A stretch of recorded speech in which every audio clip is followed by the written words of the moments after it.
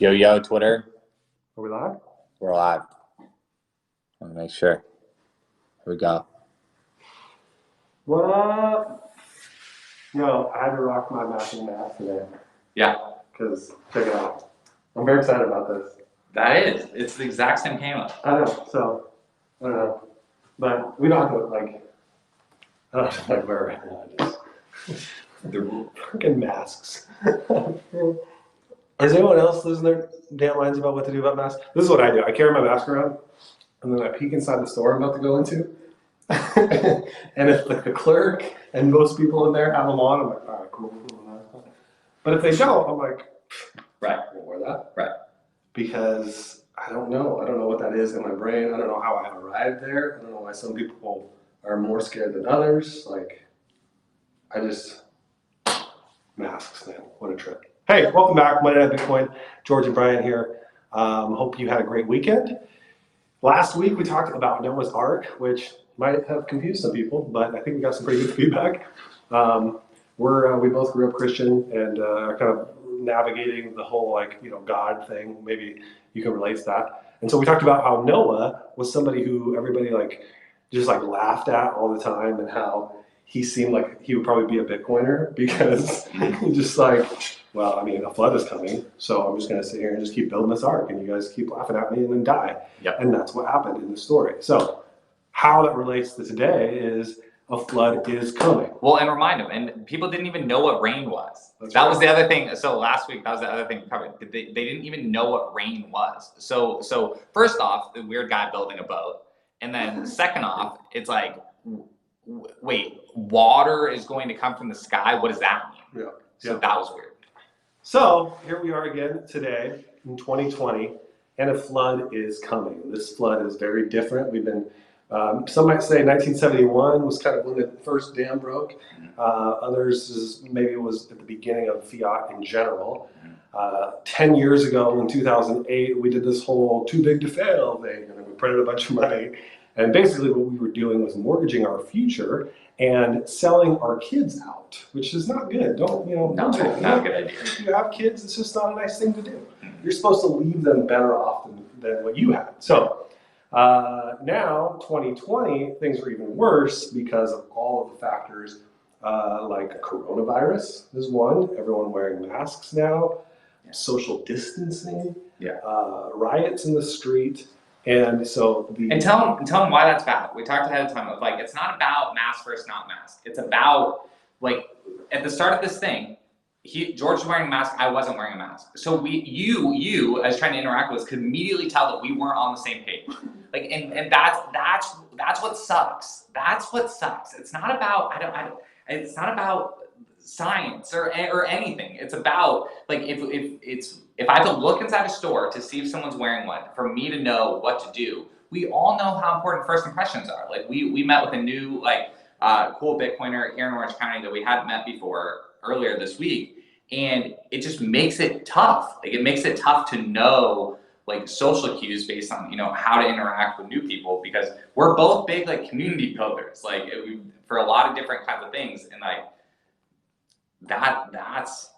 it sucks. There's no, I don't have another word for it, because it puts us on a different page. Right. It's a new way to divide us. So it's the mask group versus the non-mask group. I mean, none of this stuff is anything new. But the point is, it's all signs that a flood is coming. The old world just doesn't work, and the powers that be, or the elites, or whatever, the ruling class, whatever language you want to use, our masters want us to be as divided as possible so that they can control us and keep us in our pods. And that's exactly what's happening. So we want to push back against that. And thankfully, there's this beautiful thing called Bitcoin that's been in the works now for, I don't know, 11 years? Yeah. 11 years. 11 years. That's a good stat. I always talk about that stat. It puts people at ease. It gives them a comfort. That's a lot of credibility. People give their money and their trust to companies and institutions and organizations that have way less time, way less credibility in the space, in any space. And so one of the things we've been talking about in the title of this episode, so last week was Noah. This week we're talking about how the revolution doesn't look like exactly what you might expect. And Bitcoin is a great example of that, because I think people are like, what? This isn't going to be what saves. This isn't the answer to racism. Right. This isn't the answer to sexism. This isn't the answer to coronavirus. What are you even talking about? And Bitcoiners are like, no, Bitcoin fixes this to everything. But I loved how you kind of put it in biblical terms, talking about Jesus riding in to Jerusalem. So why don't you share a little bit about that? Yeah. So earlier last week, I kind of stumbled into this realization too of just another kind of parallel between what we're seeing in Bitcoin and stories I've read in the Bible before, and it was this, like, if people have heard the story of like Jesus he was preaching out on the hillside of each of these little cities, and he was drawing bigger and bigger and bigger crowds, and he would start like doing miracles and saying kind of more outlandish things. Like he said, they're going to tear down the temple and rebuild it in 3 days, and people were like, what does that even mean? You can't build a building in 3 days. And so he was saying all these things, and he was talking, and even John the Baptist, who came before him, was really kind of like talking about revolution, saying that like a new king is coming, a new way is coming, a new paradigm is coming. And so there's just this populist fever everywhere in like biblical times, a lot similar to how there's just a populist fever right now across the whole entire world. And so on that day, and so more and more people were thinking, oh, like maybe like Jesus is the real deal. Jesus is the real deal. And so when he rode, and it was all building up to this moment where he like rides into Jerusalem. He's like, come to because Jerusalem was like the political center, like the Pharisees were there, the powers that be, the elites were there. Right. And so, and everybody flooded the streets. They're like, Jesus is coming this day. Here comes our conquering king. Like the conquering king is coming. The hero of the story is coming. Right. What happens? And he just comes in on a donkey, on a mule, like literally a donkey and a mule. Probably was like the least inspiring thing ever. Not inspiring. Like, and it just. But people are waving branches and laying stuff down before him, but I'm sure there are some people that are confused, because it doesn't. When we think of revolution, we think of just even that time period, and like think of movies we've watched. Like, what do we think of? We think of that scene in Lord of the Rings where like Gandalf comes down over the hill, white horse, like probably double swords, giant people behind him, just storming down the hill. Like that's what's in our head. That's what's in our head of what a revolution is going to look like, and like our enemy is going to be crushed, and like there's going to be just violence and just like just completely destroying the people that are oppressing us. That's what a lot of people have in mind. And so Jesus didn't look like that. Jesus was like on a donkey. And so I don't know, that helped me this week really think a lot about Bitcoin, about how even Bitcoiners still argue about like what the revolution even means or looks like, or common language or anything, And so I think there's parallels in that, in not fully understanding where like the future isn't going to look how we imagine. It's really hard to think about what the future is going to look like, and so it might. And so I guess I hope that gives some people some comfort that like it's okay if it's not playing out as you thought. Mm-hmm. And we've tried this before in our society, and in America specifically. Like I think we do this with elections. Mm-hmm. We think that every 4 years, we got the hope and change guy. So Obama, that's the guy. That's our king. Right. And then Trump comes, and it's the same thing. It's the same like cult of celebrity. Like I'm gonna say, like people will disagree with this, but hope and change and make America great again was the same thing. It's the same thing. Totally.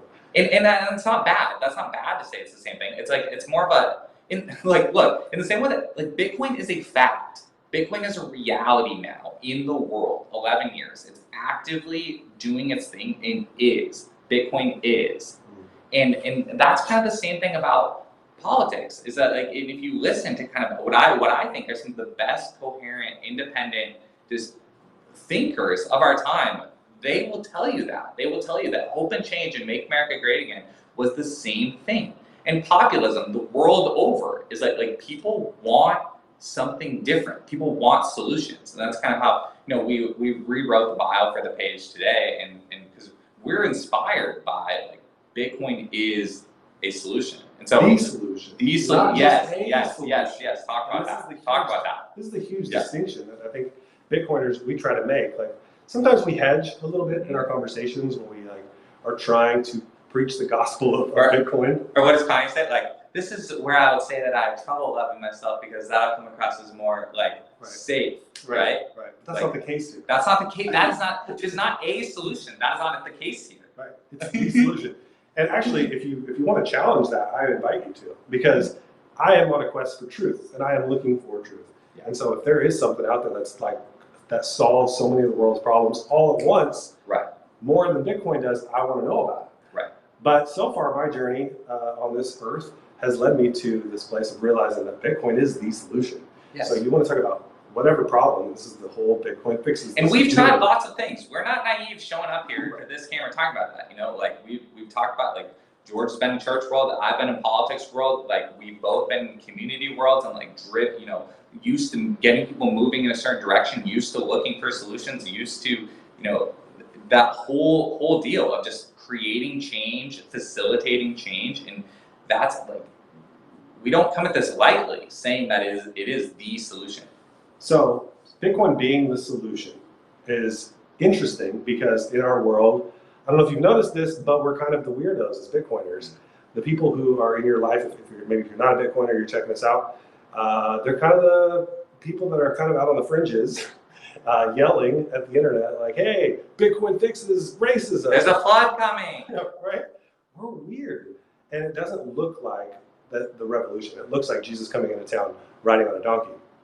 And so how do we navigate that? How do we work around this whole idea that Bitcoin looks like a different kind of revolution? Well, that's what we're really exploring week after week, is how do we normalize Bitcoin? I want to, in every interaction, in every conversation, I feel like, actually, I'm starting more and more to feel like I have a responsibility or like an obligation to tell that person I'm talking to, like, hey, have you heard about Bitcoin? Right. Because I'm going to feel a little bit bad if I could have told you, like, yeah, this is actually going to be the lifeboat, or this is going to be the thing that solves so many of your problems, and I didn't tell you. I'm going to feel bad about that more and more. So I'm trying to normalize it so that we're not the weirdos, so that we're not the like just random fringe, whatever other box people want to put us in. People want to put Bitcoiners in like a libertarian box. Right. In the what's the other thing we're talking investors, like Investors. a lot of people struggle with that, maybe it has the same kind of like privilege issues that kind of the old world has.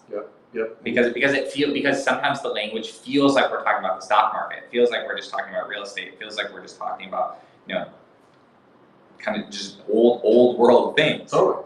Actually, American Huddle had a great tweet earlier this week, and it was talking about capitalism and how we need better language. I think he said something like Bitcoin isn't just capitalism; it's like building on it or something like that. And he's absolutely right.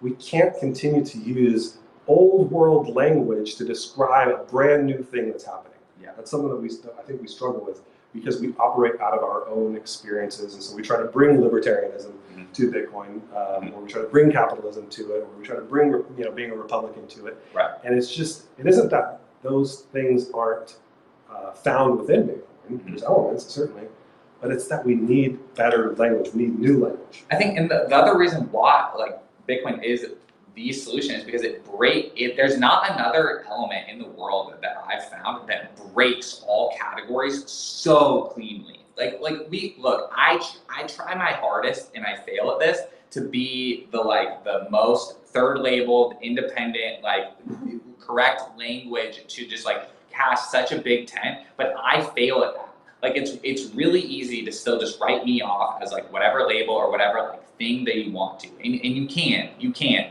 But abstract me away and realize that Bitcoin so cleanly breaks all labels compared to other things in society.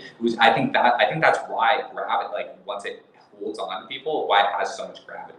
Totally. And honestly, if you get nothing else out of this, I think it's this whole idea of there is an old world that is dying. Call it, pre-corona or pre-1971 or pre-too big to fail. That world is dead. It's dying and it's dead. Cancel culture. Cancel culture, all of that. And so sometimes what we do when we discover something new that we really want to bring into reality, and so in this case Bitcoin, we still kind of operate out of these little paradigms, right? And so Luke 9:60 is a great verse for this. Jesus basically says, let the dead bury their own dead. right? And that's where I think Bitcoiners really need to operate out of, is just forget about the old world, man. So Right. next time someone wants to drag you into a debate, a political debate about Joe Biden or Trump or whatever, Right. it's like, man, let this, Mask or no mask. Right. Let the dead bury their own dead. We are here to usher in a brand new paradigm, a brand new reality that is found in this hard money, this proof of work. I have this value because, like, I don't know about you, but Bitcoin isn't actually like super easy to get your hands on and to protect and all that kind of stuff. And that's by design in a lot of ways. Right. Right. So let the dead bury their own dead. Let the dead bury their own dead. I don't know why. I just have this like I didn't listen to a lot of screamo like growing up, but like I just have this thing of like this like let the dead bury their own dead. I don't know. Just So tell people about Bitcoin. Normalize it. Mm-hmm. Tell your grocer when you're checking out. I've been doing this, especially like smaller places, small family-owned places. Like, hey, you should start taking Bitcoin. And it's like, it's this joke. It sounds like a joke. Like, oh yeah, wouldn't that be something? But then they realize I'm dead serious. Yeah, no, for real. Like Orange County Bitcoin Network, like we have a server. Like we can help you with that. Like when do you want to set up an appointment? When do you want to start taking Bitcoin? Yeah. Because you definitely. When do you want to start taking Bitcoin? Yeah, right. You should definitely start taking Bitcoin. Yeah. And guess what? For them, it's just another payment method. It's a no-brainer for them to start taking Bitcoin. Yeah. And it's just another on-ramp. It's another way to start normalizing it and start talking to people about it in every interaction of your life. Totally.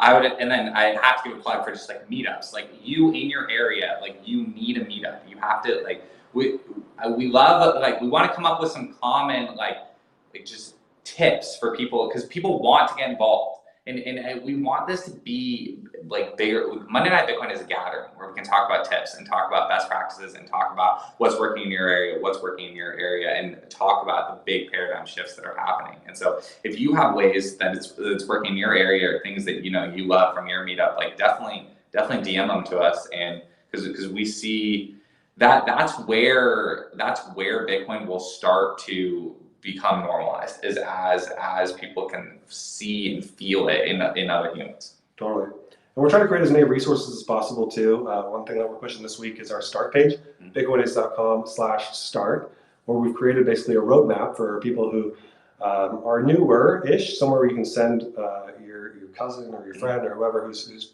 trying to learn, and it just gives them a step-by-step, like, here's some things to try. Yeah. And so we'd love feedback on that. We've made some great partnerships. It's not macroeconomics. It's not like it's very like download this app, go here. Like it's very like it's like a roadmap. It's tips. It's not theory because it's like action. Like start with action. Yep, absolutely. And no more open dimes this week, but hopefully the next week or so we will be back with those, have some exciting things in the pipeline. Yeah. And we'll share more as we're able to. Right. But thanks so much for everyone who's been excited about those and helping us sell out. Yeah, I appreciate everybody who got involved on that front. Like that was really cool to see. Yeah, it's been great actually seeing how it's clicked for people that this whole idea of carry and wear Bitcoin is like a new paradigm where you can check out through a regular e-commerce site and Bitcoin is right there that you can just hang on to and put it in a jewelry drawer or a safe somewhere. So we're excited to keep building on that concept in the weeks ahead. Yeah. So this show we're aiming to be 21 minutes in honor of 21 million Bitcoin. I know, isn't that cute? That's super cute. So we I think are running out of time today. But any final thoughts? No, that's it. Just tell people about Bitcoin. Like try it out. Try saying it out loud. See how it feels. Seriously, like that's very practical advice. Just Bitcoin, and just see what people do. Right. Because people think it's a joke. Right. And I'm a little bit tired of that. Like when you say Bitcoin and people laugh, I'm like, what's your idea? No, the old world is what we should be laughing at. Right. Exactly. Just, normalize Bitcoin. Let the dead bury their own dead. We'll see you here next week. Thanks for tuning in to my Monday Night Bitcoin. Perfect. Peace.